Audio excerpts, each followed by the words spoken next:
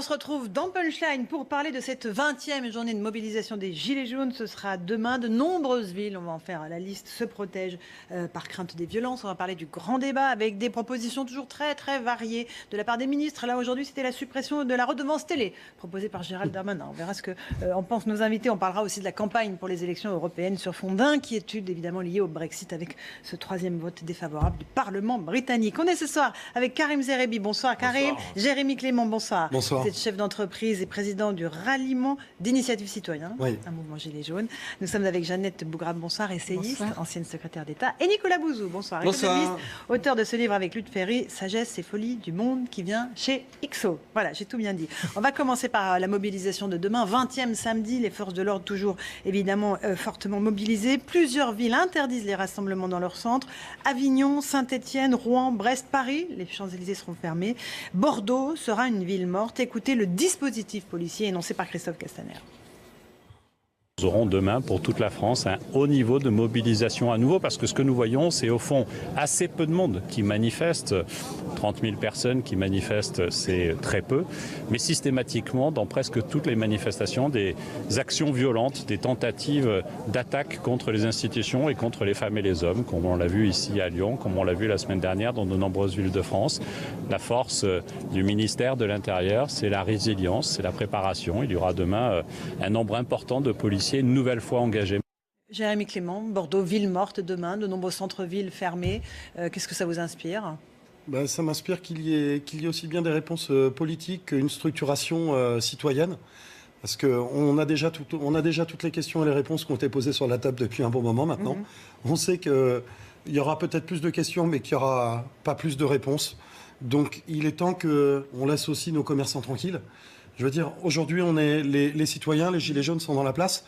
Je pense qu'il serait intéressant de pouvoir organiser, on a essayé, on n'a pas réussi, d'organiser des manifestations autrement que dans les centres-villes, autrement que dans les zones où ça peut créer des problèmes économiques ou des problèmes pour les commerçants, etc. etc. Donc, vous connaissez, depuis le début, on sait comment ça se passe dans le mouvement. Chacun en fait un petit peu à sa sauce. Le gouvernement se réjouit que nous n'arrivions pas à nous structurer et que nous restions divisés. Et le résultat, ça donne un acte 20 encore. Espérons que ça se passe bien. Pour ma part, les informations qu'on a, c'est qu'on sait que ça se passera bien un peu partout en France. Parce que les Gilets jaunes ont compris qu'à travers l'acte 18, il fallait montrer autre chose et qu'on n'était pas qu'une France laborieuse, irréfléchie, bien au contraire. Donc moi, en tant que Gilet jaune, mais surtout citoyen, je peux vous assurer que demain, les informations qu'on a, c'est que ça se passera bien un peu partout en France. Karim Zerebi, vous vous félicitez de cet apaisement, en tout cas, c'est une parole raisonnable. Je crois qu'elle est bienvenue dans le contexte, parce qu'on a un contexte qui fait qu'on a trois perdants.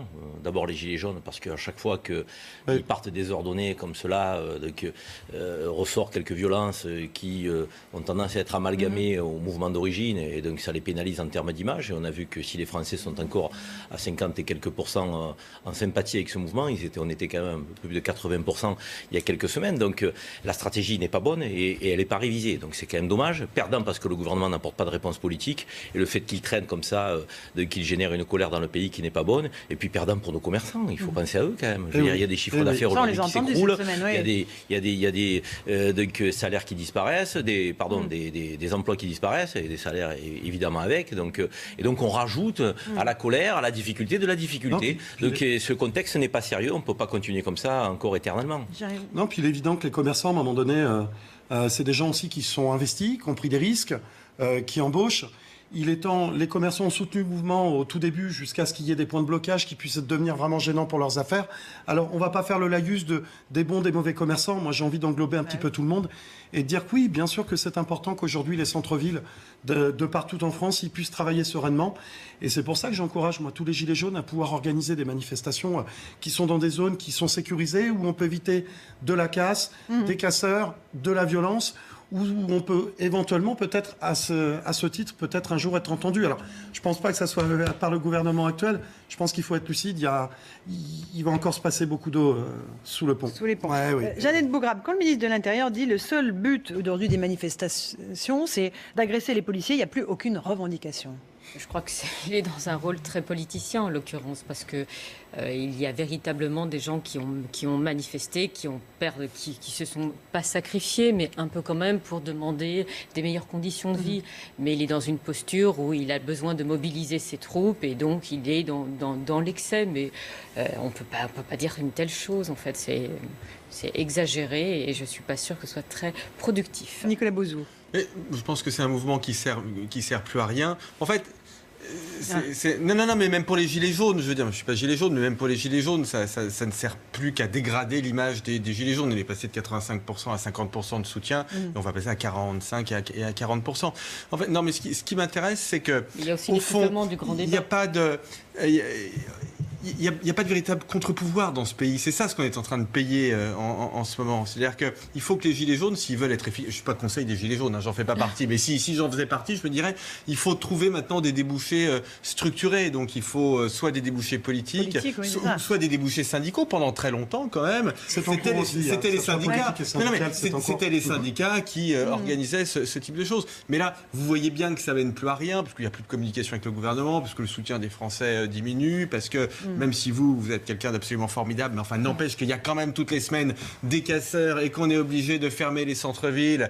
Et les centres-villes. Mettez-nous à Matignon, peut-être qu'on arrivera à ramener l'ordre aussi bien financièrement. Non, on va pas vous mettre à Matignon, parce qu'on est dans une démocratie représentative, c'est très important. Il y a des élections, si vous voulez vous présenter, vous présentez, mais le système français, il est parfaitement légitime. Le président de la République aurait-il obtenu 19% au premier tour, qu'il serait parfaitement légitime? Il est légitime parce que le système est légitime, de la même façon que Donald Trump aux États-Unis, bien qu'il ait eu moins de voix qu'Hillary Clinton, est parfaitement légitime, parce que c'est le système qui est légitime. Donc, voilà, on est dans une impasse collectivement, vous êtes aussi dans une impasse. Mais il y a juste une chose, il y a un essoufflement du mouvement, mais il y a aussi un essoufflement du grand débat en réalité. Donc on le voit bien que c'est aujourd'hui extrêmement difficile de mobiliser les uns et les autres sur, même au moment de la rencontre avec les intellectuels, ça a été extrêmement difficile. Et de même, le grand débat avec les enfants pose un certain nombre de difficultés. Donc on a le sentiment quand même que les Françaises et les Français sont lassés. Voilà. Ils veulent finir d'un côté comme de l'autre les deux. Ils sont lassés, les Français. Que ça se finisse, mais c'est-à-dire avec une solution. Oui, effectivement, bien sûr, et je trouve que la phrase de Christophe Castaner, elle est quand même particulièrement malheureuse, parce que l'enjeu n'est pas juste qu'il parle aux Gilets jaunes, c'est qu'il s'adresse à l'ensemble des Français. Parce que même si le soutien a baissé, il est quand même supérieur à 50%, donc ça n'est pas négligeable, alors qu'on a vu des images absolument ravageuses de violence, des propos racistes, antisémites et autres. Et je sais bien que ça ne représente pas l'ensemble de ce que sont les Gilets jaunes, mais justement, ça montre bien que les Français, ils y voient deux choses dans ces gilets jaunes. Ils y voient ces violences dont ils pensent depuis un certain temps d'ailleurs, qu'elles sont devenues parfaitement gratuites, qu'elles ne produisent plus rien politiquement, et dans le même temps, ils continuent à partager le trouble initial du mouvement et l'aspiration initiale à plus de justice sociale. Donc Christophe Castaner ne peut pas décemment balayer ça d'un revers de la main, parce que d'autant que, comme vous le soulignez, le grand débat patauge à fond les ballons en ce moment. Donc c'est toute l'impasse politique dans laquelle se trouve la France à l'heure actuelle. Alors Jérémy, après Karim. Non, mais c'est assez intéressant que chaque jeudi ou vendredi, il y a une annonce de la part du gouvernement qui soit faite pour attiser les foudres, ou la foule, tout simplement. Alors qu'il y a tellement de réponses qui peuvent être apportées en redistribuant l'argent là où il doit être, sans forcément toucher au budget de l'État, sans forcément faire des annonces chocs, comme la redevance audiovisuelle, comme la suppression de la taxe d'habitation. C'est un sujet. Non, mais c'est un sujet qui est intéressant, mais aujourd'hui, il y a un problème de représentativité. Et ce problème de représentativité, la première question que beaucoup de citoyens vont se poser, c'est mais si on nous donne ça, qu'est-ce qu'on va nous reprendre derrière? Et je pense qu'il faut commencer comment on va rembourser Je pense vraiment qu'il faut recommencer par les fondamentaux et avoir une vraie exemplarité de la part des élus, plutôt que de phrases chocs qui vont faire un buzz et être passées en boucle et qui vont rendre service à personne, en fait. Il m'arrive d'être d'accord avec Emmanuel Macron, mais le vrai sujet, c'est qu'il y a des échéances électorales qui arrivent. Certains des Gilets jaunes se sont désormais sur des listes aux européennes. Le vrai sujet, c'est notre cas. Pardon? Mais c'est sur votre liste, ça. Vous êtes sur votre propre liste. Vous n'êtes pas sur une autre liste. Mais certains des leaders sont sur la liste, par exemple, de Nicolas Dupont-Aignan.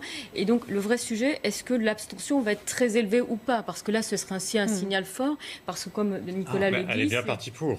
C'est qu'on est dans le cadre d'un régime... Justement, à ce titre-là, on avait énormément milité pour envoyer les plus de 11 millions de personnes qui n'ont pas de carte électorale à finaliser numériquement jusqu'au 31 mars. C'est jusqu'au 31 mars. Oui, jusqu'à dimanche soir. Oui, jusqu'à dimanche soir. sur Internet possible. Il s'avère qu'on a un peu échoué parce qu'on a un peu de retour à ce niveau-là et c'est pas aussi flagrant qu'on l'aurait souhaité. Ouais. On a aussi plus de 16 millions d'abstentionnistes qui ont leur carte électorale. Et effectivement, il y a des appels en disant voilà, il ne faut votons blanc, mettons un feutre jaune dedans. Il est évident que c'est ce qui a déjà servi Emmanuel Macron au départ, et c'est ce qu'il resservira encore. Donc moi, j'ai plutôt envie de dire aux Gilets jaunes et citoyens, peu importe pour qui vous votez, mais mettez quelque chose dans l'urne parce que votre voix compte. Et qu'après, il ne faudra pas venir se plaindre surtout. Karim Zeribi. Non, on parlait de Christophe Castaner. Moi, j'ai quand même une remarque. Il est ministre de l'Intérieur. Donc il ne faut pas attendre de lui une réponse politique au mouvement des Gilets jaunes. On attend une réponse le concernant sur le maintien de la sécurité dans notre pays. Or, aujourd'hui, je trouve qu'il y a un absent. Mais alors, je me demande s'il a disparu, s'il est parti en vacances. C'est le Premier ministre.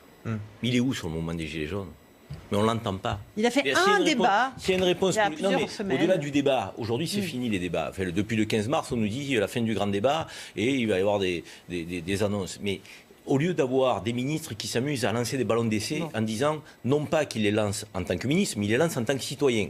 Je pense qu'on va entendre la sortie de Darmanin. C'est le citoyen Darmanin qui s'exprime, c'est pas le ministre du budget. Donc on continue, le grand débat continue. Oui, le festival continue, le festival des propositions continue. C'est incroyable. Donc on a le ministre de l'Intérieur qui fait des sorties normalement sur la question de la sécurité, il est quand même là pour ça. Mais celui qui, normalement, devrait un peu coordonner la sortie du grand débat, mettre un peu d'ordre dans la maison France, pour dire, voilà, sur quoi on travaille, voilà, ce sur quoi on pense s'exprimer prochainement, voilà les pistes. C'est le Premier ministre. Il est où ? Là, il travaille, sans doute, il va s'exprimer le 9 avril. Donc, il travaille, mais les ministres parlent en tant que citoyens. Ça, je ne sais pas. Je ne comprends plus, moi. C'est quoi mais il travaille, mais incontestablement, on voit bien que dans ce système-là, tout remonte à Emmanuel Macron et que tout est suspendu à ce que M. Macron, ou le président de la République, décidera de synthétiser lui-même, d'ailleurs, du grand débat. Alors aujourd'hui, là, il a rencontré des élus des Hauts-de-France. Il a dit qu'il était favorable à un geste sur les petites retraites. Évidemment, qui est attendu par un grand nombre de personnes. Mais quelle est la logique qu'il soit favorable à quelque chose ou à autre chose ? Soit il reste dans la légitimité de sa propre élection et de son programme, soit il considère que le trouble politique est tel qu'à un moment, il faut le remettre, et si on change de direction, le remettre en jeu devant les Français. Et ce qui est d'autant plus fou, c'est qu'en plus, vu l'état de l'opposition, et ce qu'on montre toutes les enquêtes d'opinion, c'est que probablement, il pourrait prendre ce risque. Alors là, c'est pas le bon calendrier, parce qu'il y aurait une collision avec les européennes, mais vraisemblablement, personne d'autre n'est en situation de gagner. La liste républicaine, elle commence un petit peu... Sur les européennes, oui. Non, pardon. Non, c'est-à-dire qu'elle est relativement stable, elle part de 12, elle est à 14, donc moi j'ai toujours pensé que François-Xavier Bellamy sera un bien meilleur candidat que ce qu'on pensait, mais ce que vous enregistrez, c'est les gens qui disaient il fera plonger les Républicains en dessous de 10. Je ne dis pas que vous... Non, mais je dis que tout le mouvement dans la presse à l'heure actuelle, il consiste à partir de ce que ça aurait pu être, un François-Xavier Bellamy faisant plonger les Républicains sous la barre des 10. C'est pas notre sujet pour l'instant. Finalement, il reste relativement... Nicolas Bouzou. Il y a deux sujets concernant le grand débat. Le premier sujet, c'est bien évidemment quelles sont les mesures qui vont être annoncées, sachant que, en fait, la difficulté pour le président et pour le gouvernement, c'est de sortir des mesures qui n'entrent pas en contradiction avec ce qui a déjà été fait pendant les 2 premières années du quinquennat. Alors même que ce que demandent les gens, en réalité, c'est plutôt contraire à ce qui a été fait. Mais il n'y aura pas de rétablissement de l'ISF, par exemple. Le président de la République est trop intelligent pour faire ça. Donc, il y aura pas ça. Vous êtes sûr qu'il n'y aura pas de rétablissement de l'ISF ? Mais il y aura, je pense, une tranche marginale de l'impôt sur le revenu, par exemple. Oui, non, mais c'est ça toute la difficulté, c'est d'aller sur ce chemin de crête. Entre la tranche marginale, c'est ça. Revenu, mais il n'y en a pas beaucoup, mais donc, en gros, économiquement, mais c'est symbolique. On est sur un. C'est symbolique. Bon, donc ça, c'est une première difficulté. Et moi, je dis pas ça. Attends, moi, j'aime pas les mesures symboliques. Les mesures symboliques qui ont un coût, qu'on paye encore, que l'économie paye 15 ans après, ça me plaît pas. Mais donc ça, c'est la première difficulté. Oui. Deuxième difficulté, c'est l'incarnation de la sortie du grand débat. C'est-à-dire qu'au fond, on imagine quand même assez mal, me semble-t-il, le président de la République annoncer la suppression de la redevance télé, par exemple. Enfin, je trouve que c'est pas tout à fait ce qu'on attend du président de la République. Les propositions sur la taxe d'habitation, ça participe. Oui, mais c'était pendant l'accompagnement. Mais ce que dit Jean-Sébastien, et je pense assez important, le Premier ministre, il y a quand même, très honnêtement, moi j'aime pas trop me centrer sur les personnes, mais il y a quand même un sujet d'incarnation de la politique du gouvernement. Non, c'était Karim, pardon, excuse-moi. Mais Jean-Sébastien doit penser à la même chose. Non, mais il y a un problème d'incarnation de la politique du gouvernement. Donc il y a vraiment le fond... Peut-être de surincarnation par Emmanuel Macron de l'ensemble de ce qui se joue dans le pays. Quand tu étais au gouvernement, François Fillon était quand même quelqu'un qui... Voilà... qui avait une vraie politique et qui avait une vision, et Dominique de Villepin aussi, Jean-Pierre Raffarin aussi. Donc non, il y a quand même des premiers ministres qui ont plus de poids. On va revenir sur les propositions qui sont nombreuses et qui fleurissent dans un instant. Mais avant, j'aimerais qu'on écoute Christian Jacob pour les Républicains qui, lui, a une idée, mais elle concerne des casseurs. Il voudrait que le montant de ce qu'ils cassent soit prélevé de leur RSA. Écoutez-le. Est-ce qu'il est normal que des voyous qui brûlent des magasins, saccagent des voitures, des bâtiments publics puissent continuer à bénéficier tranquillement de la solidarité de l'État? Je pense que la question mérite d'être posée. Ensuite, eh bien, ce sera jugé. Quand les faits sont constatés, ce sera jugé et la justice fera son travail. Alors, casseur-payeur, Jérémy Clément? Si c'était aussi simple, si vous me demandez mon avis, moi je vous dirais que on est tous responsables dans notre vie d'adulte et dans notre pays et dans nos actions. J'aimerais tellement que les casseurs puissent payer autant que le gouvernement puisse payer son inaction et tout ce qui se passe autour. Donc j'ai envie de dire, soyons tous responsables et avançons. Si demain on fait payer les casseurs, faisons aussi payer toute cette ignorance et tout ce manque d'écoute de la part de notre gouvernement. Je pense qu'il pourrait y avoir un équilibre et ça ramènerait aussi les gens chez eux. Karim Zeribi ? Non mais franchement, au-delà du débat des Gilets jaunes et des casseurs dans le mouvement des Gilets jaunes, le principe casseur-payeur, moi je suis tout à fait favorable. Donc si le gars est pris en flagrant délit de destruction de biens publics ou de biens privés, il n'y a pas de problème. Moi je pense que sur le plan pédagogique, je ne suis pas du tout choqué qu'on me fasse payer quelqu'un qui a décidé délibérément, parce qu'on casse tellement gratuitement aujourd'hui dans notre pays. On a tellement d'incivilités gratuites. Surtout que ça existe déjà en droit.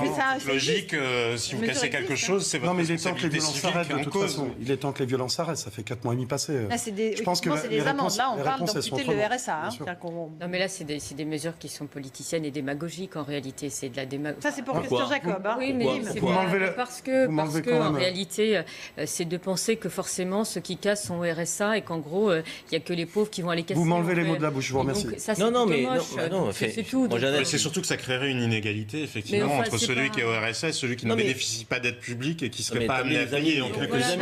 C'est-à-dire que là, la question de la solidarité de l'État est posée. C'est ce que dit Christian Jacob. Ils bénéficient de la solidarité de l'État, ils ne peuvent pas s'en prendre. Non mais évidemment que cette mesure ne peut pas se limiter à ceux qui bénéficient d'indemnités sociales. Cette mesure de casseur-payeur, elle doit être là pour tout le monde. Si vous touchez des revenus sociaux, évidemment, ce sera amputé de ce que vous touchez. Mais si vous êtes salarié, on ira le chercher de votre salaire. Point barre. Non, et je comprends pas le truc là. Ça gêne quoi et qui? Mais non, mais ça on dit ça sur un plateau. Et dans l'exécution, c'est totalement impossible. Donc pourquoi on peut le dire parce que la plupart du temps. C'est parce qu'on pense que c'est impossible qu'on ne le fait pas.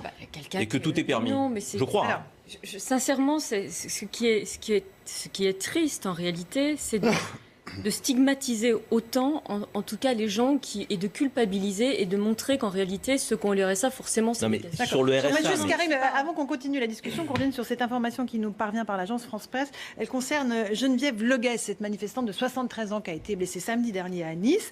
On a entendu le procureur cette semaine nous expliquer qu'il n'avait pas les circonstances exactes de cette bousculade qui a provoqué la blessure. Et bien aujourd'hui, il y a une ouverture d'une information judiciaire puisqu'elle a bien été poussée par un policier. C'est ce que vient de reconnaître donc la justice et que l'origine de la blessure, ce serait bien une bousculade liée à la charge de la police sur la place Garibaldi à Nice qui était interdite aux manifestations.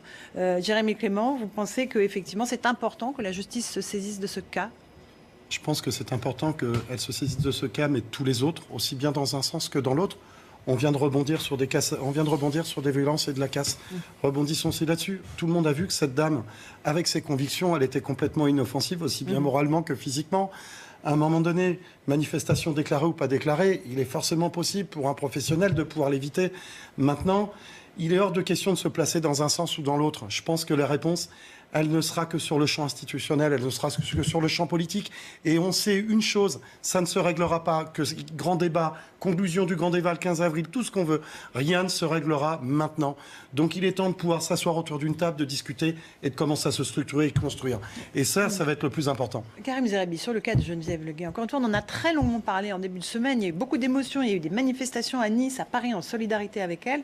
Le fait que ce soit effectivement maintenant la police, un policier, la charge d'un policier qui qui ait provoqué la blessure. Ça change quelque chose ou pas? D'abord, deux choses. Ça veut dire que notre justice reconnaît effectivement les responsabilités qui peuvent être celles des uns et des autres, et même lorsque c'est celle d'un fonctionnaire de police. Donc, ensuite, derrière, oui, mais on n'a pas de tentative d'étouffement là, donc c'est bien parce qu'on ouvre une enquête, ça veut dire qu'on a envie d'aller plus loin, donc, et qu'il y aura éclaircissement, et c'est indispensable. Et après, derrière, effectivement, je pense que ça a été dit sur le mode opératoire. Ça doit quand même nous interroger. Quand on voit les images de Madame Leguet et du groupe auquel elle appartenait, c'était pas des Black Blocs. C'était pas des Black Blocs. Donc, il faut aussi qu'on ait un maintien de l'ordre proportionnel, je dirais, au danger imminent à l'instant T où on met en place ce maintien de l'ordre. Or là, s'il y a eu charge, effectivement, elle est certainement pas intentionnelle. Celle du fonctionnaire de police, il n'a pas dit « je vais faire tomber cette dame qui lui portait préjudice ». Mais effectivement, ça doit nous interroger sur le mode opératoire de notre maintien de l'ordre aujourd'hui, qui n'est pas toujours là où on l'attend. Jeannette Bougrab. C'est vrai que c'était particulièrement choquant, parce qu'elle porte en fait ce drapeau en fait arc-en-ciel dans un moment où il y a une recrudescence en fait des actes homophobes. Donc il y a quand même, c'est une femme. C'est pas la première fois. Et elle est âgée, sans que ce soit péjoratif. Et donc, on se dit symboliquement, qu'est-ce qui faisait que cette femme est bousculée. Voilà. Le président Macron lui avait enjoint d'être un peu plus sage, un peu plus de sagesse. Non, mais j'ai vu aussi qu'il y avait un parlementaire. Les conseillères ne sont pas les payeurs, un parlementaire malheureusement. Qui proposait qu'elle paye une amende parce que la manifestation n'était pas déclarée. Donc, d'accord, dans ce cas-là, c'est. Elle était interdite, de toute façon. Et donc, du coup, on peut avoir aussi de l'empathie. C'est possible aussi. Jean-Sébastien Ferjou, sur le cas très précis de cette manifestante à Nice. Mais je trouve ça très bien, effectivement, que la justice fasse son travail et qu'il n'y ait pas volonté de mettre sous le tapis ce qui dérangerait. Après, je ne suis pas certain que ça change fondamentalement la situation en tant que telle, ni pour elle, parce que de toute façon, les choses sont faites. Oui. Moi, ce qui m'a paru le plus étonnant dans l'histoire, c'est que Emmanuel Macron n'ait pas pu s'empêcher de faire le petit bout de phrase, alors qu'il lui souhaite un prompt rétablissement. Voilà, tout le monde était bien d'accord là-dessus. Mais lui souhaiter de la sagesse, c'est en plus de ça profondément méprisant. C'est considérer qu'elle était un peu faux-folle en ne savant pas ce qu'elle faisait. Cette dame, c'est une manifestante. Alors, il peut vraiment ne pas être d'accord. Et dire, vous n'auriez pas dû être là. Mais politiquement, encore une fois, je pense que ça montre qu'Emmanuel Macron a de la peine à considérer ce qu'est vraiment la démocratie. C'est pas le règne de la raison pure et désincarnée. C'est le règne de l'articulation entre la raison je vais prendre la et ce que sont les gens. Public, parce que, franchement, je suis entièrement d'accord avec tout ce qui a été dit sur cette dame, évidemment, et ce qui lui est arrivé. Je suis aussi très favorable à ce qui est l'ouverture d'une enquête. Mais enfin, lui demander de faire preuve d'un peu plus de sagesse me paraît vraiment pas quelque chose d'incroyablement scandaleux. Parce qu'elle doit rester chez elle, parce que c'est une vieille dame. Parce que c'était il fait du cas par cas alors qu'il répond pas à plusieurs millions de Français. Allez-y, Nicolas Bouzou, il est terminé, puis après on fera une petite pause. Parce que l'endroit de cette manifestation était interdit. C'est pour ça. Et donc, le terme de sagesse, très honnêtement, je veux bien qu'on est dans une démocratie de mots où vraiment on soupèse tout. Oui, mais parce que vous croyez que c'était... On y revient dans un instant, je vous passe la parole. Mais quand même, les gens on essaiera d'écouter le procureur de Nice qui revient sur le cas de Geneviève Leguet. Tout de suite dans Punchline, c'est la pub.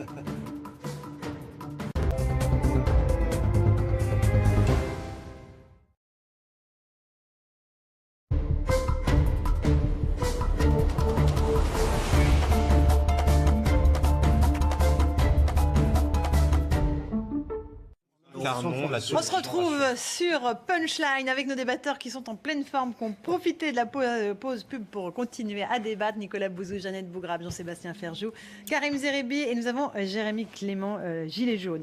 On va évoquer le sort de Geneviève Leguet, cette dame de 73 ans qui a été blessée à Nice. Le procureur vient à l'instant de confirmer qu'il y avait bien eu la poussée par un policier, que cette personne avait été poussée par un policier, qu'il y avait donc ouverture d'une information judiciaire.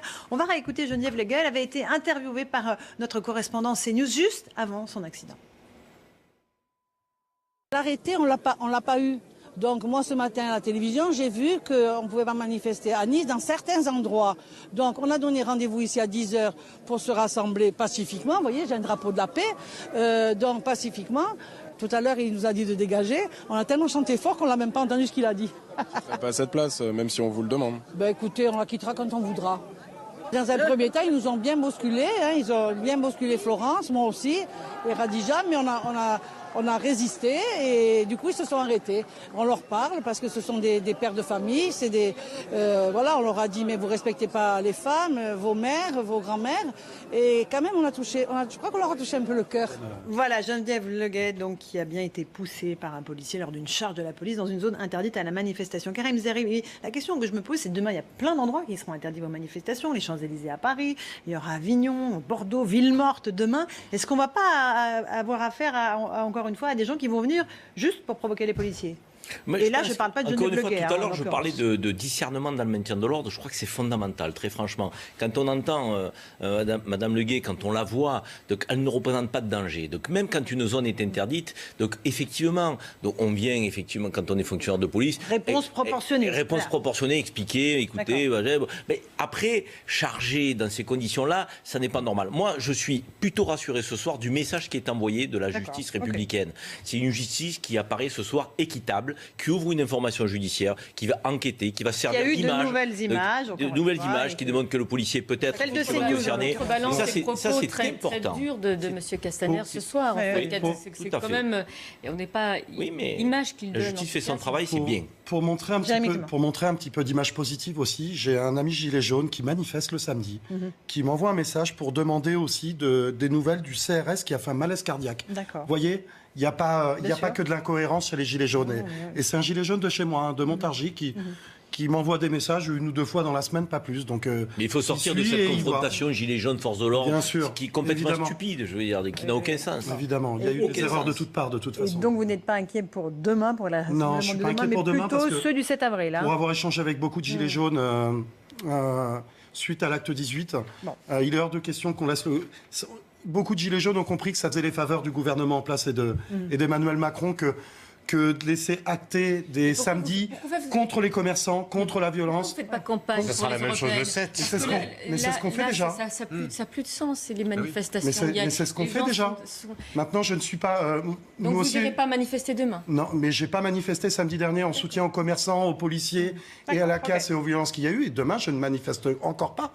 Et ça sera tant que je n'aurai pas la certitude que sur une manifestation d'un samedi, on ne bloque pas les commerçants, qu'il n'y ait pas de violence ni de casse. C'est évident. C'est une position courageuse. Discours de gilets jaunes qu'on a envie d'entendre. Le grand débat, on va parler du grand débat qui s'éternise. Il y a des impatiences qui montent absolument de toutes parts, avec encore aujourd'hui le président qui rencontrait des élus qui faisaient un grand débat. Il y en aura encore deux autres la semaine prochaine. Et puis le festival des propositions. On parlait de Gérald Darmanin qui proposait de supprimer la redevance audiovisuelle.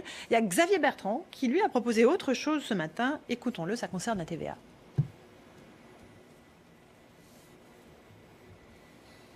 Le président de la C'est une des propositions qui est ressortie dans le grand débat. Moi-même, je n'avais pas cette idée au départ, mais c'est pour en avoir discuté lors de rencontres du grand débat où les gens m'ont dit « ça, c'est une mesure ». Et donc j'ai appelé M. Carrefour, M. Auchan, j'ai appelé aussi M. Leclerc, j'ai appelé toute la fédération de la distribution, j'aurais dit écoutez, si on obtient cette mesure, est-ce que vous êtes prêts à vous engager? Et ils m'ont dit, on est prêt à le faire comme on l'avait fait avec Sarkozy quand il était ministre de l'économie, on est prêt à en prendre un engagement pluriannuel, que si la TVA baisse, on n'augmentera pas les prix sur la liste de produits. C'est quoi au fait ces produits-là?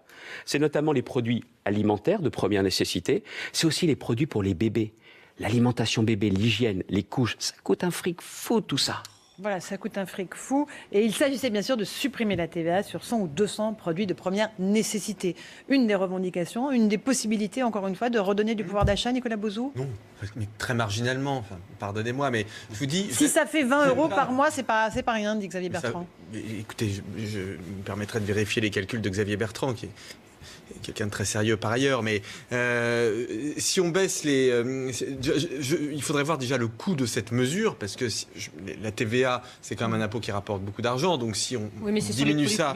Oui, mais il y en a pas mal de produits de première nécessité. Donc si on supprime la TVA... Bon, si on diminue la TVA de 3-4 points sur les produits de première nécessité, ça veut dire qu'on va avoir une baisse de 2% à peu près de ce type de produits de première nécessité. Donc, et c'est une fois. Donc ça fera un petit surcroît de pouvoir d'achat au début. qu'il suffit d'augmenter la TVA sur des produits justement considérés comme étant de luxe. Ce que l'industrie du luxe peut parfaitement. Non, mais dans un pays où on a encore les restos du cœur, où Et les ronds-points du cœur aussi. Où les gens n'arrivent pas à acheter, à manger, de se dire qu'éventuellement on allait baisser la TVA, c'est pas totalement idiot. Surtout... Moi, je trouve ça quand même surprenant qu'on se félicite qu'il y ait encore les restos du cœur, des spectacles, etc. Enfin, non, mais les restos du cœur, Jeannette, ne sont pas là à cause de la TVA. La TVA, elle est à 25% au Danemark, il n'y a pas de resto du cœur. Donc. Alors, je pense qu'il y a deux sujets pour donner du pouvoir d'achat aux Français. Il n'y a pas 36 000 solutions. Il y a un économiste sur le plateau. Soit on décide d'augmenter les salaires. Effectivement, ça a un impact après pour les entreprises.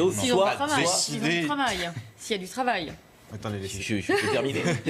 Allez-y, Karim.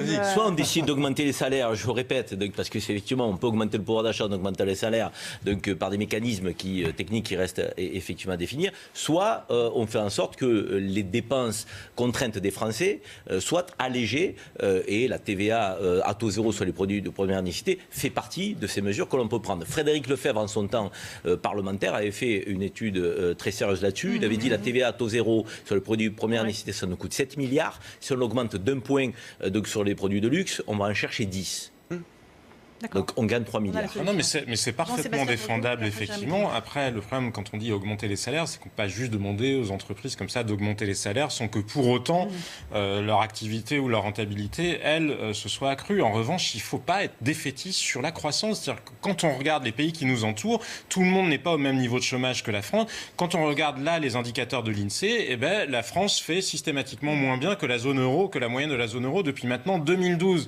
Donc Emmanuel Macron étant le président maintenant depuis 18 mois, il en est aussi pour partie responsable, même si ça s'inscrit dans une trajectoire sur le long cours. Et il faut absolument des politiques de croissance, il faut des politiques qui justement potentiellement changent aussi les mandats des banques centrales. Et ce sont des sujets techniques et souvent les gens comprennent moins que quand on leur dit juste augmentons les salaires ou faisons de la relance. Mais malheureusement, c'est comme ça que ça marche. Et il y a des pays en Europe, y compris dans la zone euro, qui font nettement mieux que nous. Ils ne sont pas sur une autre planète, ils ne vivent pas dans un contexte différent, ils n'échappent pas à la concurrence de la Chine. C'est possible. Jérémy Clément, sur les produits de première nécessité, c'est une bonne idée la TVA? Oui, c'est une bonne idée. Après, j'ai pas le calcul. Donc, c'est pareil. Je sais pas à quoi ça va correspondre et quel va être l'impact. Mais on a proposé d'autres choses tellement plus simples. Vérifier, avant de verser un peu plus de 50 milliards aux entreprises concernant le CICE sur les bases de l'année dernière et les baisses des charges patronales pour cette année où c'est plus de 50 milliards. Vérifier avant si les entreprises ont vraiment embauché. Parce que nous, les retours qu'on a, c'est catastrophique. Il n'y a pas d'embauche. On minimise les actions, on minimise les quotas pour toute la masse salariale et toutes ces entreprises vont quand même toucher des sommes folles.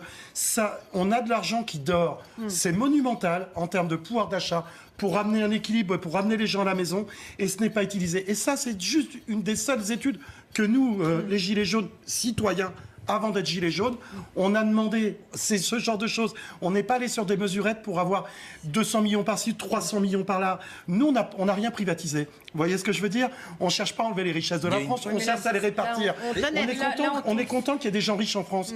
Là où ça pose problème, c'est que les gens pauvres n'ont plus aucun accès un jour pouvoir s'en sortir. Et c'est là-dessus qu'on a décidé de tout miser. Et les entreprises ne sont pas les gens riches, les entreprises. Mais les gens riches, ça n'existe pas une entreprise. Et j'espère qu'il y en aura encore. Mais occupons-nous aussi des gens pauvres. Laissons l'accès à ces gens-là. Xavier Bertrand a fait le choix de se concentrer sur le travail dans sa région, dans les Hauts-de-France. Là, on sait qu'il y a un taux de chômage très élevé. C'est une très bonne chose. Et donc, ça, c'est votre point de vue, mais en l'occurrence... Il travaille, c'est déjà mieux que de ne pas travailler. Moi, je veux pas, sincèrement. Les gens qui sont descendus dans la rue il y a quelques semaines, on nous a expliqué, c'est souvent des familles monoparentales dont le revenu était entre 800 et 900 euros et qui n'arrivaient même pas au milieu du mois. Donc c'est une mesure concrète. Et donc voilà. Donc cette mesure-là, au lieu de la rejeter en disant oui, mais les calculs économiques font, ça peut peut-être sur quel. D'abord, c'est pas 200 produits. Et là, il faut avoir la certitude que la grande distribution n'augmentera pas les prix pour autant. Et donc c'est des choses concrètes. Donc les gens veulent à des moments des solutions concrètes, les grands discours théoriques en disant il faut faire ci, ça. Moi, je trouve. Alors c'est une mesure qui devra passer quand même par l'accord de l'Union européenne. Bien sûr. Oui, parce que la TVA. On va parler des Européens. Un petit mot, Nicolas Bouzou, là-dessus. Oui, parce qu'on balaye la proposition de Gérald Darmanin. Je trouve qu'elle est assez astucieuse, l'idée de. Parce qu'on fait d'une pierre deux coups. Il y a deux problèmes de fiscalité en France. Il y a le niveau de la fiscalité, mais il y a aussi la complexité, le fait qu'il y ait une prolifération d'impôts. Et je trouve que plutôt que de compliquer la TVA, l'idée de supprimer un impôt, la redevance télé, Voilà, je trouve que c'est assez astucieux. Autre piste aussi pour le gouvernement, moi, que je proposerais dans les dépenses contraintes, c'est le poids du logement. Oui, le poids de ce que représente le. Mais vous vous rendez compte que quand vous habitez. Non, mais moi, j'ai été interpellé à Marseille le week-end dernier par des habitants des quartiers nord de Marseille, et notamment une personne qui est à la retraite depuis quelques années déjà, me disant ça fait 50 ans que je paye mon logement social. Vous ne pensez pas, M. Zeribi, qu'on pourrait peut-être me rendre propriétaire de ce logement social? Non, mais là, il y a un vrai sujet quand même. Les gens qui sont des ouvriers, qui sont dans des logements sociaux, dans des quartiers dits difficiles, qui payent encore un loyer. Parce que c'était au moment du plan Borloo, il y a cet aspect. Oui, non, mais il y avait. Mais là, on parle d'aujourd'hui. C'est un vrai sujet. C'est un vrai sujet. Ça représente une charge considérable dans le poids des ménages. Allez, on va passer aux européennes puisque évidemment le sujet nous y amène. On va parler du Brexit dans un instant, mais d'abord je vais vous amener Jeannine Bougrabe sur le sujet de Nathalie Loiseau et du voile, puisque vous avez écrit un livre, Lettres aux femmes voilées, il y a quelques jours. On va écouter Nathalie Loiseau, donc la tête de liste de La République En Marche, assumer sa défense du voile porté par les musulmanes à partir du moment où c'est un choix qu'elles font librement. Écoutez-la ce matin. Je suis toujours du côté de la liberté des femmes. Je serai toujours contre l'oppression des femmes. Mais je suis aussi toujours pour la liberté de choix. Si une femme peut choisir la manière dont elle vit, je suis d'accord. Si une femme est opprimée, je suis contre. Mais ce que je ne supporte pas, c'est cette stigmatisation. Pensez à quelqu'un comme Latifa Ibn Zlaten.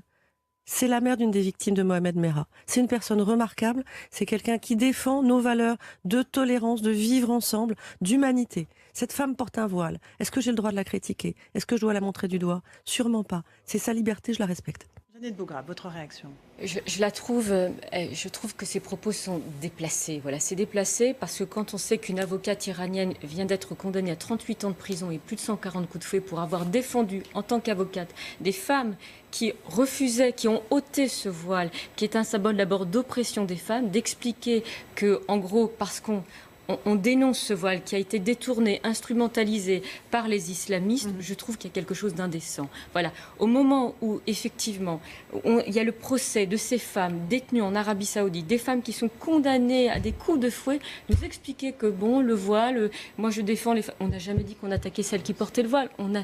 On se dit que, quand même, on aimerait que la France, on l'entende défendre ces femmes qui refusent de porter le voile. Moi, ce qui me surprend, c'est que systématiquement, la France défend celles qui veulent porter le voile, mais jamais celles qui sont condamnées à des coups de fouet, à des geôles, parce qu'elles défendent celles qui ne veulent pas le porter. Mais en quoi la position de Mme Loiseau est contestable?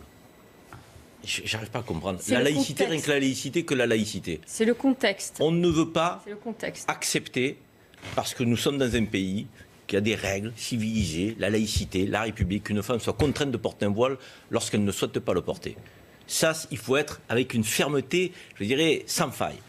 Parallèlement à ça, notre pays, qui est aussi un pays de liberté, de choix, de conscience, donne la possibilité à celles qui le souhaitent de rentrer dans les ordres, de porter un voile. Mais attends, excuse-moi, Jeannette. Tu as un militantisme,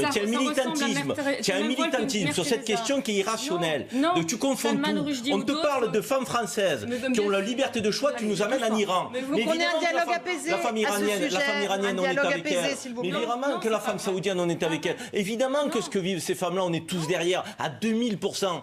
Mais est-ce que c'est le cas?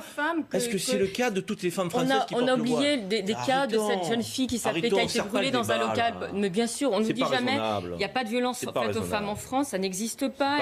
Mais qui a dit ça? Moi, ce que je dis ça. S'il vous plaît, écoutez-vous, on se respecte sur ce débat qui est compliqué. Que ça soit Jeannette ou Karim, je vous ai toujours entendu dire des choses constructives.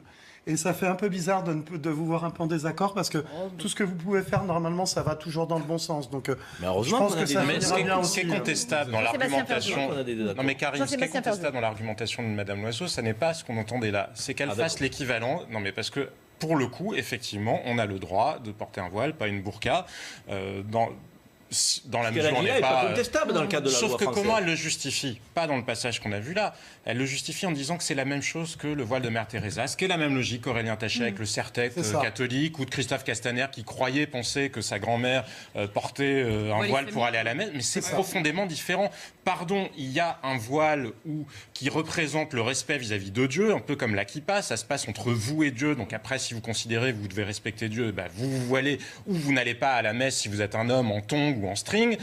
Mais c'est exactement de cet ordre-là. Ça n'empêche pas que par ailleurs, la civilisation occidentale a été capable aussi d'être patriarcale. Mais il y a un voile islamique qui a une toute autre signification, qui considère que consubstantiellement, la femme est indécente et que par ailleurs, l'homme est incapable de maîtriser ses instincts sexuels. Donc je ne peux pas, moi, tolérer cette confusion idéologique de Madame Loiseau, parce que quand elle dit ça, en plus en culpabilisant la société française, en plus en culpabilisant ceux qui, comme Jeannette Bougrab ou d'autres, essayent de venir en aide aux femmes, parce qu'on n'a pas besoin d'aller en Iran, il y a des cas d'excision forcée.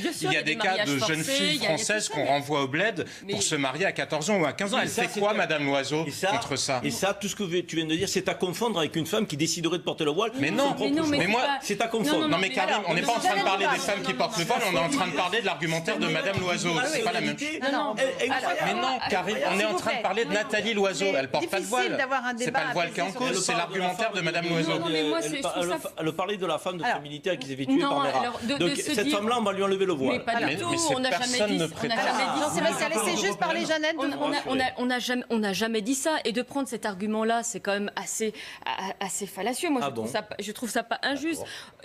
Aujourd'hui, elle le dit dans un contexte où il y a une femme juste pour avoir défendu, de nous expliquer que, bien évidemment, les islamistes utilisent les armes de la démocratie pour accéder au pouvoir et imposer les choses. Et d'être aussi ignorant, de dire que le voile, c'est la même chose que, par exemple, le c'était quoi, le serre-tête? Le serre-tête. Enfin, c'est se foutre de la gueule du monde. On voit les Algériennes qui sont en train de se dire qu'elles ne sont pas libres de pouvoir ne pas le porter. Les Algériennes ne sont pas libres. Oui, elles manifestent. Mais dans les manifestations, il n'y a que ça. Mais certaines, elles font campagne. Enfin, on peut se fermer les yeux. Franchement, il y a une vision qui est trop travestie de la situation. Moi, ce que j'aimerais dire, j'aimerais aussi pousser un coup de gueule, mais parce que personne n'en parlera. Mais en ce moment, au sultanat de Brunei, on va imposer la lapidation pour les personnes homosexuelles et ceux qui font de. Et donc, moi, je trouve qu'à force de dire que tout ça n'est qu'amour et pêche, je commence à en avoir ras-le-bol. Voilà. Allez, on va avancer sur Soyons ce sur les vrais combats et dont les femmes en difficulté. Non, je suis désolée, la lapidation dans le soyons sultanat sur les vrais Brunei, combats et les femmes en vraie difficulté, aidons-les, soutenons-les, accompagnons-les.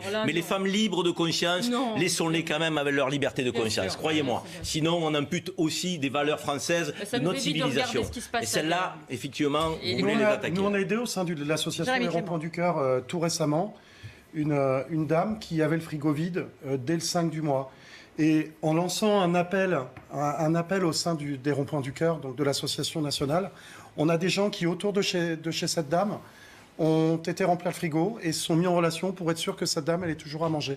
Effectivement, c'est un grave problème. Maintenant, il y a aussi des gens qui meurent de faim.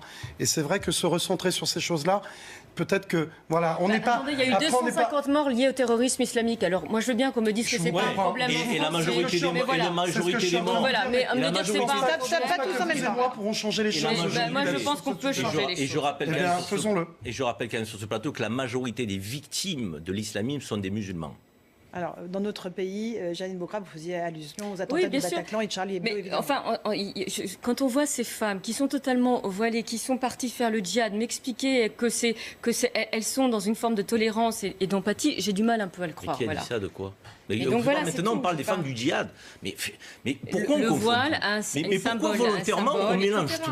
Mais Karim, on reproche à Madame Loiseau d'avoir fait la confusion, rien d'autre. Mais non, mais Madame Loiseau, elle a simplement indiqué. Non, elle a écrit un livre où elle disait que le voile de Mère Teresa, c'était la même chose que le voile islamique. Ça n'est pas la même chose, point. Que nous nous demandons de commenter, c'est lorsqu'une femme est forcée de le porter, je serai à ses côtés pour la défendre. Lorsqu'une femme est dans sa liberté de conscience, je pense qu'il faut tolérer ce choix-là. C'est ce qu'a dit Loiseau dans l'extrait.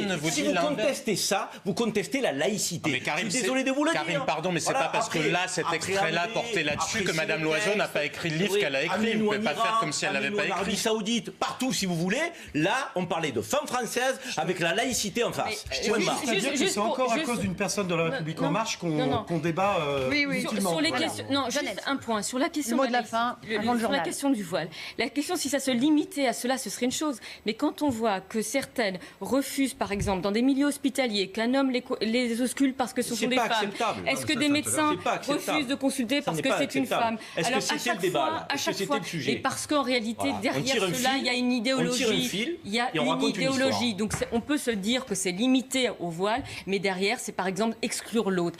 Si on a pris un texte sur l'école, c'est qu'on pensait sans doute que la question du voile avait un sens. Si on fait la commission Stasi, si on a adopté un texte sur les signes ostentatoires à l'école, c'est qu'on pensait que le voile n'avait pas tout à fait... Laïcité pour tous, laïcité partout. Allez, mais voyons, donc si on ne vous mettra pas d'accord ce soir, Karim Zerebi. Jérémy Clément, un dernier mot avant le journal. Il nous reste une trentaine de secondes. Oui, j'aurais aimé lancer un appel via eurorig.org, donc notre site en ligne pour le ralliement d'initiatives citoyennes, où pour pouvoir présenter notre liste aux européennes, il nous manque encore un peu d'argent. Un appel au don. Très bien. N'hésitez pas. Allez, merci. On passe tout de suite au journal avec Nelly Dellac.